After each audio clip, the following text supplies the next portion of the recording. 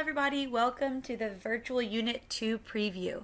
This will just be an overview of the Unit 2 and feel free to listen and watch, and if you have any questions afterwards, shoot me an email at eperkins@uplifteducation.org.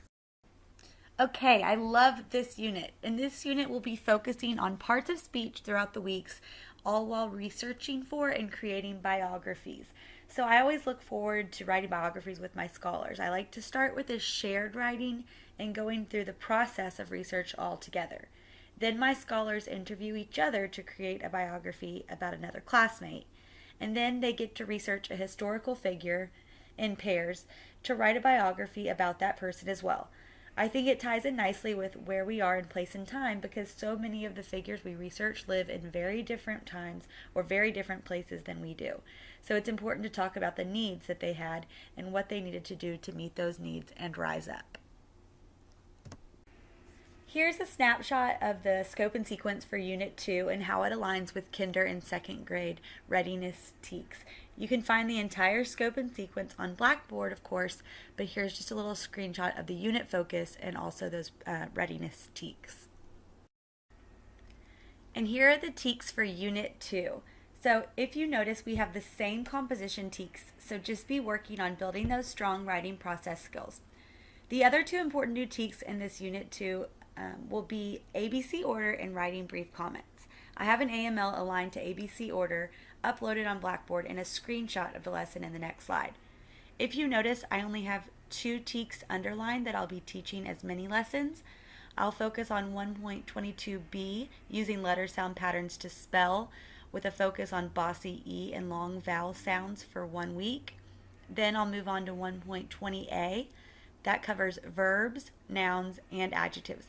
So I plan to cover verbs for 2 weeks, nouns for 2 weeks, and adjectives for 1 week, and being able to start using all of those in conjunction all throughout. Okay, so I have two of my AMLs on Blackboard that go along with Unit 2. Here's a preview of what they look like so that you can find them easily in Blackboard. At the top, they are labeled with Unit 2, so they are easy to find. Like I mentioned before, the first AML is a combination of common and proper nouns and alphabetizing. I'm planning to do this lesson during the second week of Unit 2, before we even start writing our biographies. Then I will allow scholars to practice ABC order in their centers. The second is an example of what we will be doing towards the end of the unit, with a focus on bossy E and finishing up our biography unit. Here's the score sheet for the Unit 2 writing assessment. I'm going to go through the 4 TEKs that are covered on this writing assessment. The first TEK is 1.20a, which is a focus on verbs, nouns, and adjectives.